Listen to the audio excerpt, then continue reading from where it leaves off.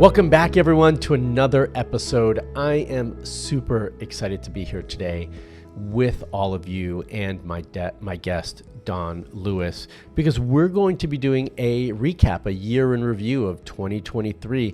And it's not going to be a year in review in terms of what you think it might be. It's going to be awesome and unique and special because we are going to bring the highlight of topics that we have covered this past year, and more so the highlight of topics that Don and I think are unique and special and super interesting for all of you, but also some of the topics that were highlights for all of you watching that you thought were the best from the previous year. So that's what we're going to be doing today, and I'm thrilled to be here doing it because we've got a lot to cover. For those of you who don't know, because that would say it was all of you, Don Lewis is here joining me today, and Don is part of the YourEggs team in multiple facets. He helps us on the tech side. You could see all the screens and tools he's got around him to help us film, record, and edit and do all the things that we do. But more importantly, in 2024, Don is helping us start our new podcast called Eggcited, and we are thrilled and excited about it. And we're going to be bringing a lot of other information to you through that podcast, and that's going to be Don's little baby there. But as part of that, we were reviewing all of the YouTube videos we did for 23, and we thought it would be an awesome way to highlight some of those really special moments. So that's what we're here today. So Don, thanks so much for joining. Hey, I'm happy to be here. Yeah, it's fun. I usually, I like working behind the scenes. Like I've always said, I have a face for radio, so I try my best to stay away from cameras, but they shackled me here and brought in the cameras, so we get to do that. It's also a pleasure to be able here and sit and talk about this with Mark. I think it's such an amazing topic when we talk about fertility. And we don't just cover eggs. We look at all the facets. We look at fertility itself. You've had interviews with doctors. We talk about surrogacy. There's all these facets that go into what we do. And it's so great to have a moment to take a breath and look back what we did in 23 and share what we accomplished in telling you the stories and getting the information out to you. Yeah, absolutely. And you kind of just briefly touched on it and mentioned the word stories. And for me, that was really one of the biggest highlights that we had last year, is hearing all the unique stories, all the different lives that were impacted and changed through egg donation and third-party fertility treatments, and really just recognizing how impactful this is to someone's life, not just their life, their family, generations from now. It's such a special thing. It's actually why I got into fertility in and of itself, but I'm always reminded of how special and how amazing this is when you hear the stories. Yeah, and how great these people are. Yeah. The people in this industry I look up to. They're leading and doing things that are just so positive. Yeah, it's truly, truly amazing. And so for me, regardless of the different videos themselves, it's the stories behind the videos and the people telling the stories. It's just amazing to me. And so we're going to be sharing and highlighting those sorts of things today. And I'm really honored to be doing that. Do you have a special story that sticks out for you? Well, I grabbed a couple because there's a few that are in there. But one of my favorites is you had Chris, who is a donor lawyer, helps people do all the legal work on that. And you would think that that's just a trank dart to the forehead to watch this, but it's really not. And the most amazing thing was he actually started to show you how he got there. His mother was a 2-time surrogate, right? And he talks about it. The first time she did it, they had to do artificial insemination. There wasn't even IVF. And then she had such joy at helping this family. She came again and went IVF and carried twins. So this is this lawyer that you don't realize has all of this passion regarding the regarding egg donation and the fertility industry in general. And then later on through this thread, he starts talking about how him and his wife early on, his wife became an egg donor. So once you get the bug, once you get into this industry, I think it takes over. So this is the clip that I've really wanted to share with you. So I'm going to go ahead and play part of this clip so that you get a chance to hear it. And what really was my catalyst into all of this was when I was a kid, my mother was a surrogate. She did 2 separate journeys as a surrogate. And this was long enough ago. This was before IVF was really mainstream. So her first pregnancy was AI, artificial insemination. And that was a singleton delivery, San Francisco couple, really wonderful. And then she did it again. That was IVF. And she ended up carrying twins. And ever since then, she has worked in the field, primarily as a surrogacy coordinator. So she has interviewed surrogates for years, helped guide them on their journey, been that shoulder to cry on and person to talk to and all that sort of stuff. So she knew a lot of attorneys in the field. And when I started my own shop, I was fresh out the gate, right? I was looking for work anywhere I could get it. Sure. And she said, hey, I know all these wonderful attorneys that do this. Let me connect you with them.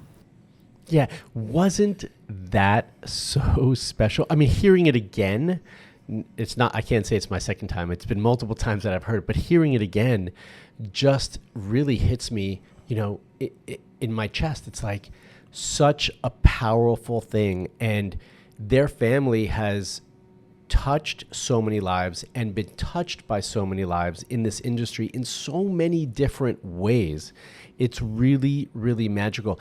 And that's why not only they continue to do it, but it's why they continue to be part of the industry to help all these other couples going through. And you can hear it in his voice as he's telling the story. Yeah, and it's so funny because early on, if you guys get a chance, watch the whole video, because he talks about when he came out and he saw a few good men and he thought he was going to be a litigator pounding away on desks and breaking people down on the thing.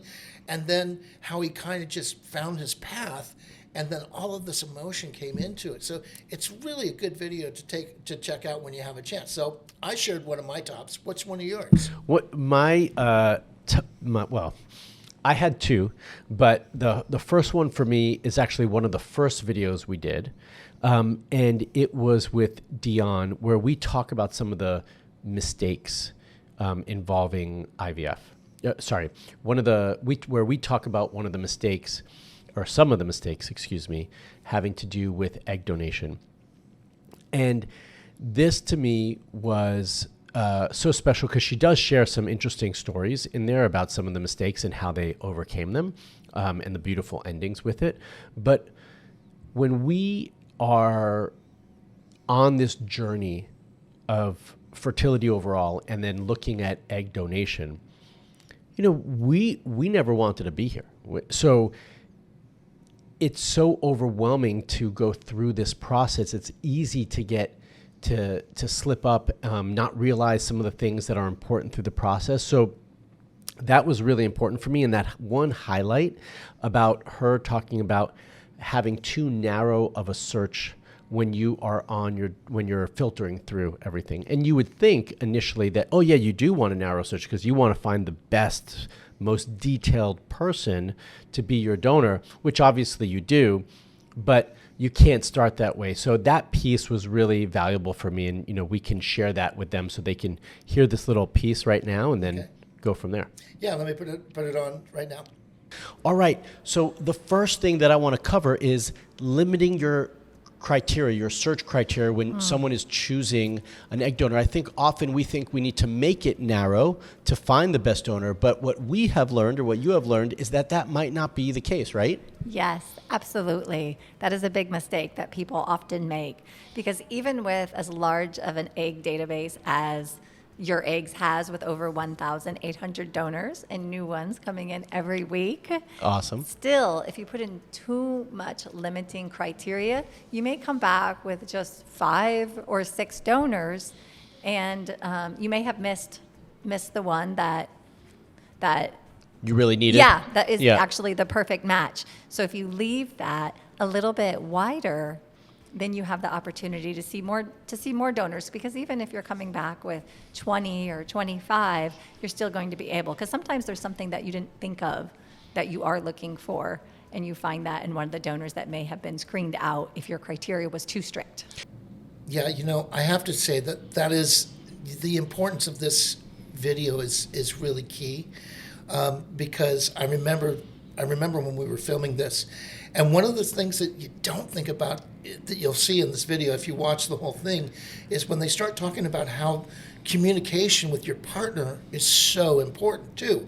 So this leads into it, building the criteria of what you want, but staying flexible, but also remember to communicate with your partner so that you guys can come to the understanding of what you want. With a database like you find at YourEggs, you can find a lot of what you want, but being so specific may really limit your choices. So it was a great clip. I agree with you. Wonderful to pull that one. So Yeah, and I think your addition of the communication, by the way, goes into this search criteria piece that we go over in that video. So they'll hear that. If you guys all watch that entire video, you'll see all of that information as well. So I know that you picked out another topic or video. Why don't you share that with us? Well, this one I thought was amazing. Now, again, this one, the video quality is not like off the charts because it was through a Zoom meeting. So, one of the coolest things was you brought in this lady named Hillary Marsh who had written a book. And there is this spot in the interview where she has this revelation that she was donor conceived. Mm-hmm. Then it hadn't been shared with her. And it was like flipping on a light, right? I mean, just out of pure entertainment almost to see how someone that's been created through donor has this revelation, and it's not negative, it's very positive.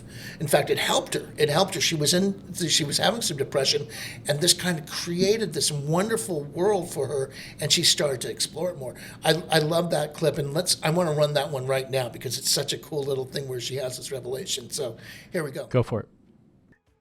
When I found out I was donor conceived, and then 10 years later found my biological father and siblings, it kind of clicked, like this could be my happy ending. I never knew where the story was going to start or end. And that kind of inspired me as that would be a really cool ending. And then I was able to kind of put everything together. The title of the book is The Forever Haze of After. And that kind of means everybody in the world, no matter who they are, where they're from, everybody goes through a life-changing moment, right? They could be good, bad, and it can happen. It can happen right now. You and I can get a phone call right this second that could change our lives forever, and we will never be the same as we were in this moment. So I have to say, I'm so happy you picked that video and that clip, because that was such an amazing interview for me. To be able to talk to Hillary and hear her really unique story, so fascinating to me. I could have spoken to her for hours about this topic. Oh, for sure. And the video was long in and of itself, but you're 100% correct. When she shares, it was like an explosion. Her head just exploded. Donor conceived? And for me, one of the other highlights in that video, in that interview, was the amazing relationship that she has built with her donor siblings, and how they have such a unique relationship and how they built it. I have to imagine there's others like her throughout the world that have been able to do the same thing, but I just haven't heard their stories. Well, I think it's amazing. Yeah, and I think with 23andMe and those Right. things, I think these groups are starting to kind of come together now. And I know that there's anonymity, and we do our best to protect that. But as Chris pointed out in one of his spots, he said you're signing a contract with the donor and the IP. The child didn't sign that contract. Right. So Yeah, they have their these- own rights and ideas. Yeah, so it's kind of morphing as we watch it, and I think that fertility is becoming more, infertility, is becoming more and more prevalent, which we don't talk about or it haven't been pushed out there. Over the last 50 years, sperm quality has decreased 50%. Yep. What's that say? Where are we going to be back in 20 years if this trend continues, right? So the idea that you're isolated and that you're looking at infertility or fertility treatment isn't really. It's going to become more and more prevalent as time goes on. Yeah, and not only that, which Hillary's interview also highlights, is we're much more comfortable as a culture talking about this. It's no longer taboo like it used to be, not just the infertility piece of it, which was super taboo before, but the donor piece of it, which was, and in many ways, and in many cultures, still taboo to talk about. It's becoming less taboo, and everyone's becoming more comfortable talking about these topics. So we're not only seeing more research about it, we're seeing more articles written, we're seeing more YouTube videos on it. It's amazing. And advancements. Advancements. Yeah, across the board. So that story with Hillary, I'm so glad you picked it. Yeah, it was just that one I knew I was going to pick right out of the gate. Yeah. If you have not seen that video, it is such a great video and I'm actually going to turn that one. That's one of the first ones I'm turning into a podcast for Mark. So we'll take that and add the audio and get it trimmed down so it'll fit the podcast format. So if you're driving someplace and just want to listen, it's just like being inside on like a really cool conversation, and it's really worth hearing. Yeah, 100%. So my next video that I loved is not only one that I loved, but this was absolutely a fan favorite this past year. The feedback from it, the viewership of it was amazing. And this was our interview with Fan, who is our IP coordinator. So with all of those details that you just shared, there's a lot of details to manage. Right. What is your most favorite part of being an IP coordinator? Well, I think it's the beginning, and sometimes it's the end. That's the part I love. I won't deny. Right. I love the first part. The initial consultation is because, I guess it's many intended parents. They don't share their stories, even with their close friends or with their family. It could be a very stressful, decision, and it could be some decision that they haven't really committed yet. So they don't share their journey or their past journey with even their close friends. And I think I am the luckiest one to hear all these journeys that intended parents has been sharing with me. And I'm also very grateful that I am the one that could presenting them, the options. And as I mentioned, that I guess it's like a source of hope. Mm-hmm. Could help them turn their frustration into a future hope for completing their family. The stories she tells in this interview are really so heartwarming, and you can hear it in her voice. But it also shows you how much she's connected to the job, like how meaningful it is to her, and how connected she is to the intended parents. The relationship she builds, and being able to walk them through this process, which is an overwhelming process. She makes it so much easier and streamlines the process by hand-holding them through it. So for me, the best part of that video was just her talking about being an IP coordinator, like how valuable it was to her and how meaningful it was to her. Yeah, enriching. Yeah, it's not just a job. Like, it's part of her life, and you could hear it when she talks about it. Oh, absolutely, 100%. I am going to bring one other highlight up regarding this, and that's my first podcast I did with a gentleman named Jay, and him and his husband have been married for 10 years, and they started on the journey of adoption, right? Yeah. And he has some of the best clips that I'm actually taking that and turned it into a video so that we can post it with a voiceover so people that want a visual and want to see it.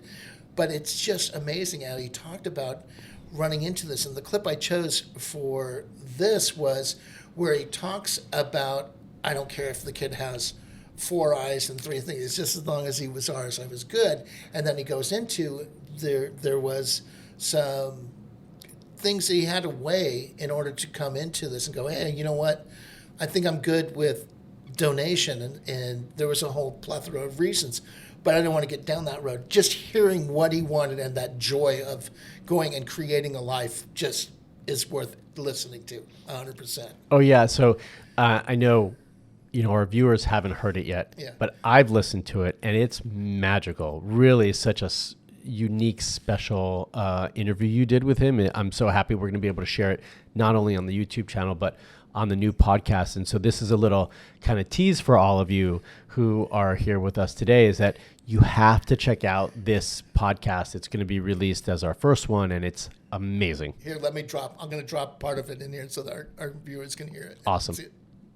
And that was a good benefit to have. I'll tell you honestly, if the kid turned out to have 3 eyeballs and 4 ears and looked like the milkman, we would have been fine. Yeah. But ultimately, those are decisions that you make during the process, not because you're wanting to have the blonde, blue-eyed baby, but because you want to make sure that you're putting, and this is how it was explained to us, that you're putting in the healthiest embryo that has the best chance of viability. And that's why they do those genetic tests, to make sure that if we have a disease that is handed from father to son, then we're going to pick a female embryo. So those are some of the stuff that factor into those decisions, that through this high tech, Star Trek-y process, they can really kind of whittle down into that degree of certainty of viability. And that was really what we cared about, because again, we started this journey wanting no uncertainty. So we just went through our clips, our favorite, what we liked, and I think they're all wonderful. I hope you guys take a chance, if you're interested, to go ahead and open up that YouTube channel and watch the full interviews. They're all around 20 minutes, somewhere in that ballpark, and they're all so valuable. Yeah, so if you haven't watched them, make sure you check them out, and hopefully, the highlights that we talked about today, pique your interest enough to go ahead and check out the other episodes you haven't already checked out. What's your takeaway from today? If you said, "Hey, take one thing away from today," what would you tell your audience? Inspiration. For me, listening to what's possible in all the stories that and all the people that impact these stories, to me is really so inspirational, and should be motivating to everybody watching and listening to take the next steps and to know that it is possible, that your journey can have that happy ending that it's been looking for. And for my takeaway is, I think I touched on this earlier, is realizing that you're not alone. I've done some interviews with some intended parents, and they are some of the most emotional interviews I've ever done in my life. The guilt that comes from infertility, it's not founded. It's not your fault. It's just things are changing in this world. And now we have technology to help you achieve those goals. So don't give up. Just stay in the fight. It's amazing. And I know how bad you all want to have a family. And I know that you will find a way to make it happen. So that's my takeaway, is know you're not alone. And there's a bunch of really good people behind the scenes working for you to achieve that goal. Well, once again, Don, thanks so much for joining me today. I loved hearing your stories, and hopefully everybody watching enjoyed hearing all the stories and the inspiration that we were able to share today, this past year, and hopefully that you are looking forward to the new stories that we're going to be sharing with all of you in 2024, not only here on our YouTube channel, but through our podcast as well. So make sure you check that out. If you want more information about YourEggs, then make sure you head on over to our website at YourEggs.com. If you like this video, give us a thumbs up. If you're not already a subscriber to the YouTube channel, make sure you hit that bell to subscribe and get notified when we put out another video for all of you.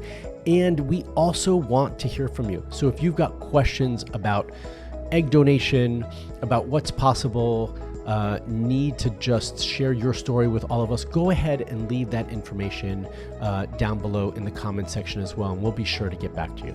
And definitely keep an eye out for Excited on your favorite podcast platform.